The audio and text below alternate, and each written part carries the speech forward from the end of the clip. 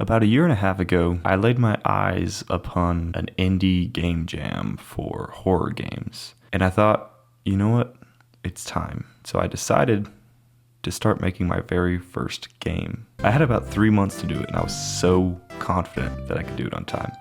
But obviously, it's a year and a half later, so I did not finish it on time. However, it's finally done. It has been so long. I started way back in February of 2024, and it is now August of 2025. But I wanted to make this video not only to document kind of my process of making my very first game, but to also encourage you and show you that it's very possible to make a game beyond the scale you could have imagined it being. My game is called Duck Crossing. It's an indie horror game that started on the sole idea of turning Crossy Road into a horror game. Now at first glance, it sounds like that'd be a very simple idea, but I took that idea and ran miles with it. I'm not saying that my indie game is the best game of all time, obviously it's not, but I'm trying to say I made a lot more than I thought I would have. Now I just want to talk about my design and the kind of way I made the game. So you'll get to see this project start from the very bare bones all the way to the completed thing. If you've seen my previous devlogs, you'll recognize these designs. As you can see, I started with a blueprint in A-Sprite, and then I went and created it in Godot itself. I looked at it, I play tested it with a character, and it was so big. It's something that I never really thought about. You have to think about the size of the player and the world and the speed you want them to move. Otherwise, it's going to just feel all disoriented, and you need to make your assets built to that proper scale so they don't upscale to a size they're not meant to be, and then their texture gets all weird. So what I did was I kind of took that idea of that original arcade, and you can see I made it a lot smaller, and in doing so, I made it a lot more practical. As I said, this game is about turning Crossy Road into a horror game, so you're probably a little confused as to why I'm building an arcade for this game. The premise I came up with was that your character is a schoolboy that has a record on this arcade machine called Duck Crossing, and his school bully steals that record from him. You, the main character, decide to go back to the arcade later that night and sneak in to steal that record back. And of course, we know nothing ever good happens at night. With it being an arcade, we can't just have it completely empty, so I made the very first arcade cabinet. To make these, I'm using a software called Goxel, which I recommend not to use, at least not yet. I didn't realize this, but when I started it, it's still not in full release. It's in a, I think 0.9.1 release state right now. It's functional, it's capable, but it's missing a lot of features that other platforms like Magic of Voxel have. Regardless, I still use this software to the very end of making this game. It does have one advantage over Magic of Voxel though.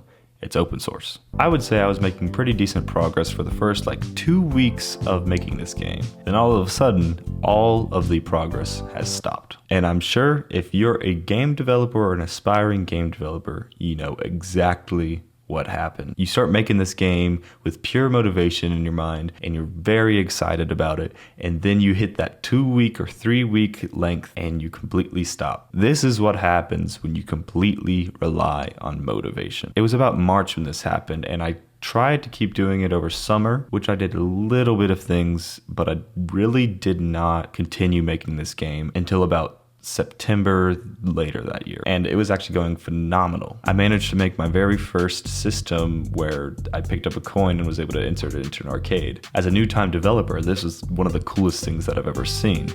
Now it's kind of like, okay, yeah, I mean, it's a regular thing to do, but if you're starting out and you figured out how to make that, it's one of the best feelings in the world knowing that you created this with code and these assets that you built. It's really, really cool. This was about when I started to do something a little controversial. I started to use ChatGPT for my game. Now, I know that that's a very hot topic right now. In my defense, I use it in a very particular way, more so as a tool than a way to replace coding for the game. When I just didn't know how to do something because I was a brand new developer, I didn't know how to code, I would ask it to help me make this very specific piece of code, and then I would follow up with questions about it, asking how it works, why it did it that specific way, and it actually really helped me get out of tutorial hell. I learned way quicker how to code on my own, and pretty soon I really didn't need ChatGPT anymore. There was a few things down the line that I still had to ask it, as I am still a beginner developer, but then again, me asking those things to it has helped me understand it and remember it, so now I can use it for projects down the line. Now it was time to put Crossy Road into Horror Crossy Road. I had to get a way to when the player went up and interacted with this arcade cabinet, my own take on Crossy Road would appear on screen. At first this seems pretty straightforward, which I'm sure to any experienced developers watching this is a very straightforward process, but for very beginner quacks this seemed like a monstrous task. The way I ended up doing was basically when the player went over and interacted with the cabinet, the entire arcade itself had disappeared, and when that happened it took the scene of my take on Crossy Road and put it in front of the camera view. Now that the arcade was working, it was time to make some puzzles because, of course, our character, his name's Timothy by the way, Timothy forgot all of his coins at home, and so now he has to solve puzzles to be able to get new coins. I started to think, what would be in an arcade? This specific arcade is more along the lines of a Chuck E. Cheese or a small, like a very small Dave & Buster's. I came up with a puzzle for both the kitchen and the dining space, which I won't spoil the puzzle so you can play it for yourself on itch right now. Those two puzzles are very obvious. There's one that's not as obvious and people usually get stuck on that one, but they're able to figure out after some time and after some thinking. I decided I wanted one more puzzle, but I had no idea where to put it. I ended up putting an entire tube system above the arcade. I used this to take the player to another room where that last puzzle would be. With the puzzles complete, this arcade needed some decoration. I am really not that great of a 2D artist, but I wanted posters throughout the arcade, and so I asked my girlfriend to make me some posters. She was very excited. She came back to me with like 8 of them, and they were all great. They are all throughout the arcade, and I think they all fit perfectly. The main thing that my level was missing at this point was lighting. I don't know if there's an easier way to do this, but I slowly started to add lights in one by one throughout the entire arcade, and I think it looks beautiful. Being able to turn off that one overhead light and seeing all of these illuminate through it was one of the coolest things I had experienced as a developer thus far. I decided that the puzzles needed to be a little bit more dramatic, in which case I used lighting during the puzzles to really emphasize the importance of them. Something that took me a bit was actually making a cutscene for the very beginning of the game, explaining to the player what I explained to you earlier on this video. The way I ended up doing it was building out these 2D little scenes that I built in Sprite again, and I used those to tell the story leading up to the events of the start of this game. It's kind of reminiscent of those pixel art scenes from Five Nights at Freddy's 4. Maybe a little too much. Regardless, the last thing I had to add in was sound effects. I made a few of them myself, but I really didn't want to spend too much more time on this game, so I found a copyright-free platform called Pixabay with tons of sounds on them. I really do think that they all sound pretty great and they all fit in pretty well, but for my next project I'm definitely going to start with sound a lot sooner in the development time than have that be the last thing. I wrote down to talk about some other stuff. I don't think I'm going to, because it's an entirely other half of the game that if I talked about it, I would spoil it all for you. If you want to know what happens, you can go play it now for free. With that all said, I wanted to say some words for the other developers out there and give you some advice for making your first game. Now I know I just finished making my first one and there are no signs of it actually being successful, but I want to kind of advise you on what the process is going to be like as you make your game. The first one is that it is going to take a long time. Whether you believe me or not, and you even have a small idea for a small game, it's going to take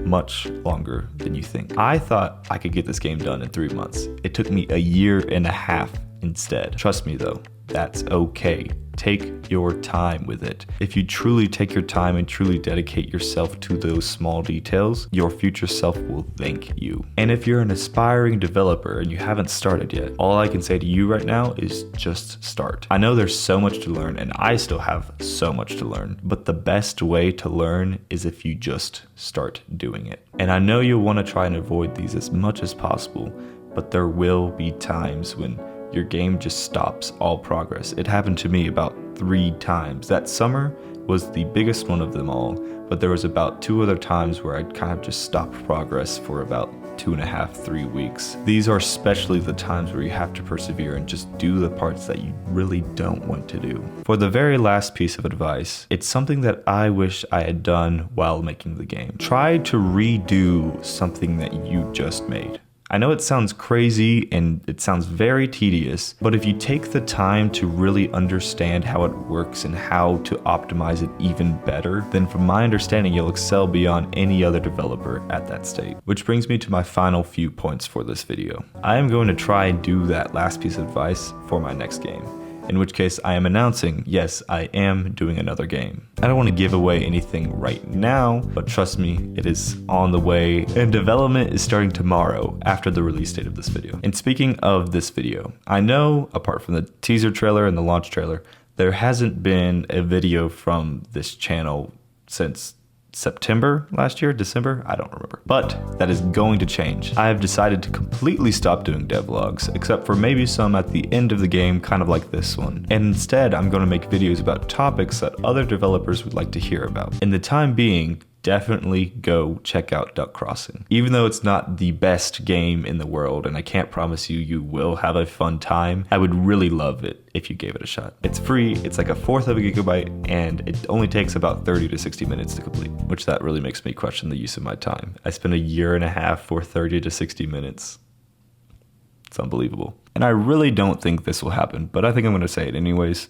If I get 5,000 downloads on itch, I will do a Steam release. With that all said, I will see you guys in the next one. Goodbye.